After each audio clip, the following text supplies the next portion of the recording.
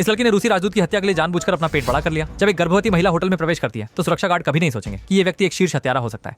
इसके बाद बस गर्भावस्था की प्रतिक्रिया का नाटक करना है और कहना है कि उसे कुछ कम शुगर महसूस हो रही है। जब तक सुरक्षा गार्ड उसे मिठाई लाने जाते हैं, लीना जल्दी से उठकर दूध के पास रखे फोन को बदल देती है। बस कुछ ही पल इंतजार करना है और फोन के अंदर का विद्युत चुंबकीय हथियार सक्रिय हो जाएगा, जिससे दूध तुरंत मर जाएगा।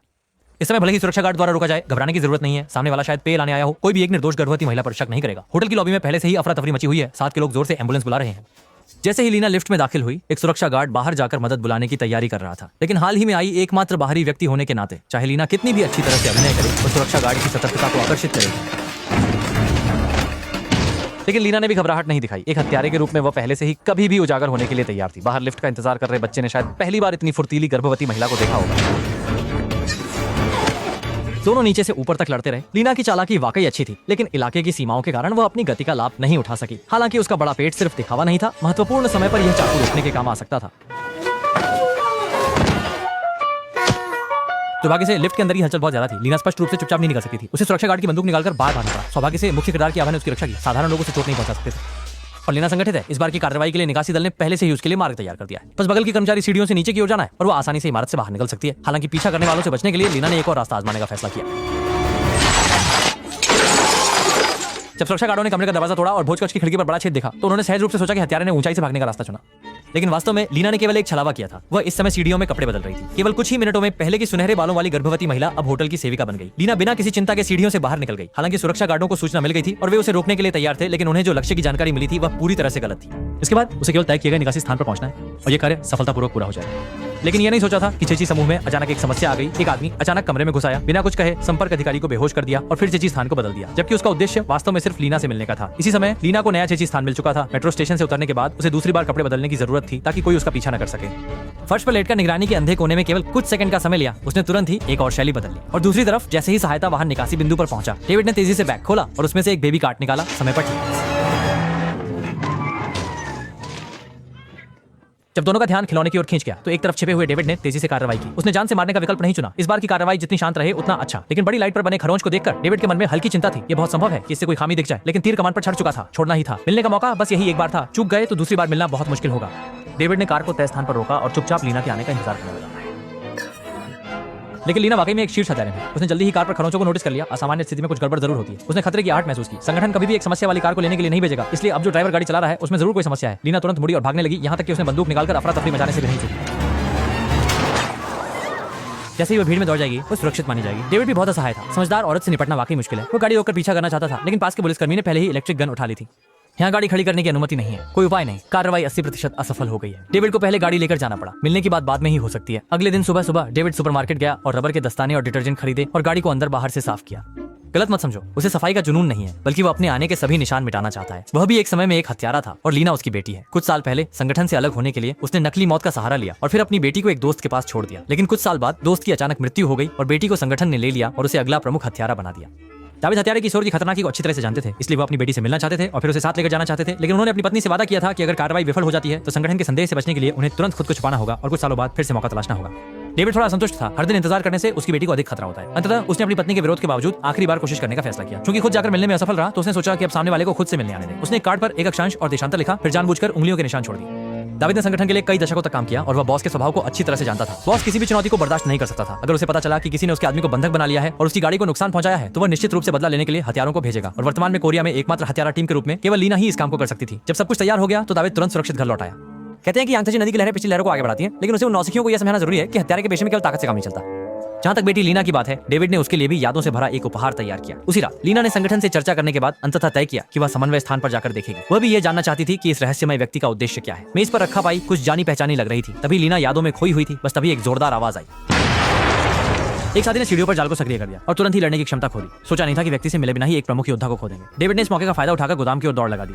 उसका उद्देश्य वास्तव में हत्या करना नहीं था, बल्कि लीना के साथ अकेले मिलने का मौका बनाना था। गोदाम के अंदर जटिल भूगोल का उपयोग करते हुए डेविड ने जल्दी से बाकी के हथियारों को काबू में कर लिया। अब केवल लीना ही बची थी। अन्य लोगों के अचानक जागने से बचने के लिए डेविड ने मिलने का स्थान पहाड़ी के शीर्ष पर लकड़ी के घर में रखा। एक रात की मशक्कत के बाद सूरज उग चुका था। लीना सावधानी से कमरे में दाखिल हुई, लेकिन उसने देखा कि मेज पर उसके और उसके पिता की एक तस्वीर रखी हुई थी। जैसे ही एक परिचित आकृति कोने से प्रकट हुई, वह अपनी आंखों पर विश्वास नहीं कर सकी। लेकिन लीना की यादों में वह तो एक अनाथ थी। पिता तो 9 साल पहले ही गुजर चुके थे। डेविड को अपनी मजबूरी समझानी पड़ी। फिर उसने 2 विकल्प दिया। लीना ने कुछ पल के लिए संघर्ष किया और अंततः पिस्तौल नीचे रख दी। शायद उसके पास तीसरा विकल्प भी है। डेविड भले ही उसका रिश्तेदार है, लेकिन आखिरकार उसने धोखा दिया और 9 साल तक गायब रहा। लीना ने स्थिति की रिपोर्ट संगठन को दी। उम्मीद थी कि किसी और दृष्टिकोण से उस समय की सच्चाई का पता चले, लेकिन संगठन के प्रमुख डेविड के जीवित होने की खबर से काफी हैरान थे। उन्हें हमेशा लगा कि वह आदमी मर चुका है, लेकिन लीना जो भी निर्णय ले वह बिना शर्त समर्थन करेंगे। जैसे ही डेविड जागा, लीना ने भी धीरे धीरे अपने पिता के पुनर्जीवित होने के तथ्य को स्वीकार कर लिया, लेकिन वह इतनी आसानी से नहीं जाना चाहती थी। कम से कम सहकर्मियों से अलविदा तो कहे। बात करते करते पहले बेहोश किए गए हत्यारे भी पीछा करते हुए आ गए, लेकिन जैसे ही उन्होंने डेविड को देखा, उन्होंने तुरंत अपनी पिस्तौल निकाल ली। लीना पूरी तरह से अवचेतन रूप से काम कर रही थी। यह दर्शाता है कि उसके दिल में पिता की स्थिति स्पष्ट रूप से अन्य लोगों से आगे है, लेकिन कुछ अजीब है कि सामने वाला बिना कुछ कहे गोली क्यों चलाना चाहता था। लीना ने सामने वाले का मोबाइल निकाला, जिस पर साफ साफ लिखा था ग्रसह वुलुन। डेविड और संगठन के बीच स्पष्ट रूप से एक अपरिवर्तनीय संघर्ष है। अगर लीना को चुनाव करना पड़े तो वह स्पष्ट रूप से केवल पिता को ही चुनेगी, लेकिन संगठन ने लीना को तैयार करने में अनगिनत प्रयास किए हैं, इसलिए वे उसे आसानी से जाने नहीं देंगे। ये महिला सिर्फ पाइपलाइन की मरम्मत करने वाले को एक टमाटर देना चाहती थी, लेकिन उसने एक रस्सी निकाल ली। उद्योग में मशहूर अकेला हत्यारा अली सिर्फ पैसे के लिए काम करता है, कारण कभी नहीं पूछता। महिला पूरी ताकत से संघर्ष कर रही थी। अगर वह पीछे रखे फल काटने वाले चाकू को पकड़ सके तो शायद उसके पास एक मौका हो,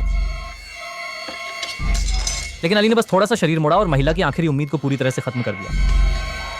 बस कुछ ही मिनटों बाद महिला का पति कुत्ते को घुमाकर घर वापस आया। कुत्ते ने भी नहीं सोचा था कि आज उसकी जिंदगी की आखिरी सैर होगी।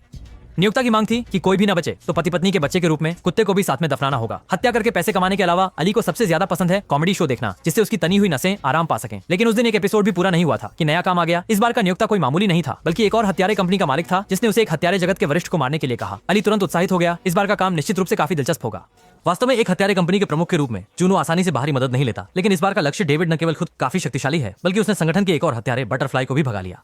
अगर साधारण हत्यारा होता तो कोई बात नहीं थी, लेकिन तितली छद्मवेश और घुसपैठ में माहिर है। वह संगठन की ट्रम्प कार्ड है। एक बार अगर वह चली गई तो संगठन की इतने वर्षों की मेहनत बेकार हो जाएगी। और दाविद, जो संगठन के संस्थापकों में से एक है, बहुत सारे रहस्यों को जानता है। चूंकि सहयोग संभव नहीं है तो उसे खत्म करना ही होगा। चूंकि जूनो कोरिया में इस हत्यारा कंपनी को चला सकता है, उसने स्वाभाविक रूप से संबंध बना लिए हैं, जिसमें पुलिस भी शामिल है। पुलिस ने पिछली रात की गोलीबारी की घटना के नाम पर विभिन्न यातायात मार्गों पर अस्थायी चेक पॉइंट स्थापित किए हैं। जैसे ही डेविड दिखाई देंगे, उन्हें तुरंत पुलिस द्वारा गिरफ्तार कर लिया जाएगा। जूनो की उम्मीद के मुताबिक भले ही बंदूक तनी हो, डेविड लगातार भागने का मौका ढूंढ रहा था। अब जब गाड़ी बीच सड़क में फंसी हुई थी, सीधे गाड़ी से टकराकर निकलना स्पष्ट रूप से अवास्तविक था। बेटी लीना फिर भी बहुत शांत थी। अगर डेविड इसे नहीं संभाल पाया तो इन पुलिस वालों को ही खत्म करना होगा। पास में खड़ा छोटा पुलिस वाला स्पष्ट रूप से अनुभवहीन था, बंदूक निकालने में भी बहुत कुशल नहीं था। पुराने पुलिस वाले ने कुछ चिंतित होकर देखा, लेकिन तभी डेविड को मौका मिल गया। डेविड ने अपनी बेटी को रोका। आखिरकार सामने वाला पुलिस वाला है, बेहतर होगा कि जान से न मारा जाए। लीना कुछ हद तक बेबस थी, लेकिन उसे भी आज्ञा माननी पड़ी। अगर पहले की बात होती तो हत्या के बाद संगठन ही सब संभाल लेता, लेकिन अगर पिता की तरह संगठन से अलग हो जाए तो काम करने में सच में थोड़ी परेशानी होती है। डेविड ने इतना नहीं सोचा। फिलहाल सबसे जरूरी है पहले भाग निकलना। वह सीधे रेलिंग के ऊपर से कूद गया और सामने से आ रही एक काली कार को रोक लिया, जबकि लीना पीछे से गोली चलाकर कवर कर रही थी। पिता पुत्री की इस तालमेल भरी कोशिश से वे जल्दी से चेक पॉइंट से भाग निकले। असल में बात यह है कि लीना अब की रोमांचक जिंदगी का आनंद ले रही है। उसके पास पैसे हैं और वह स्वतंत्र है। उसे डेविड के साथ जाने की कोई जरूरत नहीं है, खासकर जब डेविड ने कहा कि वह नाम बदलकर वियतनाम जाना चाहता है। लीना की नजर में वह जगह गर्म और गरीब है, भले ही उसे वहाँ पिता का प्यार मिल सके। उसके मन में कुछ अनिच्छा है। लेकिन बात करते करते लीना को अचानक थोड़ा चक्कर सा महसूस हुआ। ऐसा लगा कि अभी अभी पी गई चावल की शराब में कुछ और मिला हुआ था। दरअसल डेविड ने भी अपनी बेटी की चिंता को समझा। उसने पहले ही एक नया परिवार बना लिया था और सुरक्षा सुनिश्चित करने के लिए उसे यह सुनिश्चित करना था कि उसके शरीर पर कोई ट्रैकर नहीं लगाया गया हो। अच्छी बात यह थी कि लीना के साथ की चीजें बहुत साधारण थी। एक हत्यारे के रूप में विभिन्न पहचान के पासपोर्ट होना भी बहुत सामान्य था। लेकिन जैसे ही उसने बेटी का पर्स खोला, डेविड की भौहें सिकुड़ गईं। कोई उपाय नहीं, लीना बड़ी हो गई है, सुरक्षा सबसे पहले। कुछ घंटों बाद लीना आखिरकार बेहोशी से जागी। ये पहली बार था जब उसे किसी आदमी ने नशीला पदार्थ दिया था, भले ही वह उसका पिता हो। पहले इस पर चर्चा करनी होगी। जैसे ही पिता पुत्री ने धीरे धीरे अपने मन की गांठें खोलनी शुरू की, दाऊद को अचानक एक फोन आया, जिसमें बताया गया कि उसकी पत्नी को किसी अजनबी ने पीछा किया है। दाऊद की सबसे बड़ी चिंता आखिरकार सच हो गई। परिवार ही उसकी एकमात्र कमजोरी है। अच्छा हुआ कि दोनों के बीच की दूरी ज्यादा नहीं थी, 15 मिनट में पहुंच सकते थे। जहां तक लीना की बात है, डेविड चाहते थे कि वह होटल में उनके लौटने का इंतजार करे, फिर पूरा परिवार मिलकर भविष्य की योजना बनाए। लेकिन लीना अपने पिता द्वारा चुनी गई सौतेली मां को देखना चाहती थी। डेविड जल्दी से हाई स्पीड ट्रेन स्टेशन पर पहुंच गया। ये नहीं सोचा था कि इतने सालों के बाद भी ये हत्यारे वैसे ही हैं। कान में हेडसेट लगाकर बात करते हैं, जैसे कि सबको अपने पहचान के बारे में बताना चाहते हो। डेविड तेजी से आदमी के पीछे गया, इलेक्ट्रिक शॉटगन उठाई और उसे आदमी की कमर पर मारा। पूरा प्रक्रिया 3 सेकंड से भी कम में हो गई। किसी ने भी इस तरफ की असामान्यता पर ध्यान नहीं दिया।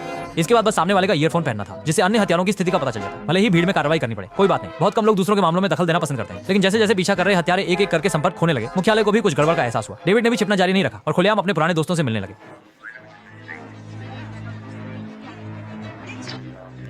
डेविड बहुत अनुभवी है। उसने सभी कैमरों से पूरी तरह बचकर निकल गया।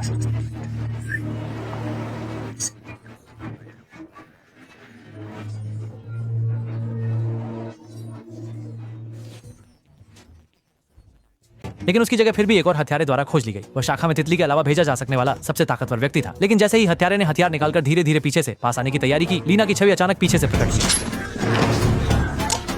हत्यारे की टखने को काट दिया गया और वह तुरंत चलने की क्षमता खो बैठा। डेविड को बहुत आश्चर्य हुआ। उनकी नजर में बेटी हमेशा सुरक्षा की जरूरत वाली थी। उन्हें नहीं पता था कि लीना अब बड़ी हो गई है, अब उसकी बारी है अपने पिता की रक्षा करने की। लेकिन लीना का प्रकट होना यह भी दर्शाता है कि उसने पूरी तरह से संगठन से गद्दारी कर दी है। मिडिल ईस्ट बहुत दुखी था। उसने हमेशा लीना को अपनी सगी बेटी की तरह माना था। अब जब वह उसे नहीं पा सकता तो उसे नष्ट करना ही होगा। जैसे ही पिता पुत्री कर्मचारी मार्ग में छिप गए, एक जोड़ी पति पत्नी हत्यारे उनका पीछा करते हुए आए। दोनों ने अलग अलग होकर कार्रवाई करने का निर्णय लिया और फिर एक एक करके उन्हें हराने का। डेविड को तो स्वाभाविक रूप से कोई समस्या नहीं थी, लेकिन लीना को एक प्रतिद्वंद्वी का सामना करना पड़ा। वह वास्तव में गुप्त हत्या में अधिक निपुण थी। सीधी लड़ाई उसकी ताकत नहीं थी। दोनों ने जल्दी से अपने अपने प्रतिद्वंद्वियों को हरा दिया। उन्होंने अगली हाई स्पीड ट्रेन पर मिलने का वादा किया, लेकिन जैसे ही डेविड सीढ़ियों से नीचे उतरा, अली पहले से ही वहां इंतजार कर रहा था। अचानक हमले में डेविड को गंभीर चोट लगी। हालांकि उसने पूरी कोशिश की, लेकिन वह स्पष्ट रूप से युवा व्यक्ति का मुकाबला नहीं कर सका। महत्वपूर्ण क्षण में लीना आखिरकार पहुंच गई, लेकिन वह ताकत में स्पष्ट रूप से कमजोर थी और जल्दी ही हार गई। अच्छा हुआ कि लीना के पास बंदूक थी। जैसे ही हाई स्पीड ट्रेन स्टेशन पर पहुंची, पिता और बेटी सहारा देकर ट्रेन में चढ़ गए। जब अली दौड़कर आया तब ट्रेन का दरवाजा ठीक समय पर बंद हो गया। आखिरकार ये ट्रेन नहीं है। अगर वह हाई स्पीड ट्रेन पर चढ़ने की कोशिश करता तो ये आत्मघाती होता। जब लीना अपने पिता के घाव का इलाज कर रही थी, सौतेली मां भी डिब्बे में पहुंच गई और लीना का चेहरा तुरंत गंभीर हो गया। पिता की दूसरी शादी से उसे कोई आपत्ति नहीं थी, लेकिन वह यह बर्दाश्त नहीं कर सकती थी कि उसकी एक सौतेली बहन है। क्या आपकी एक बेटी है?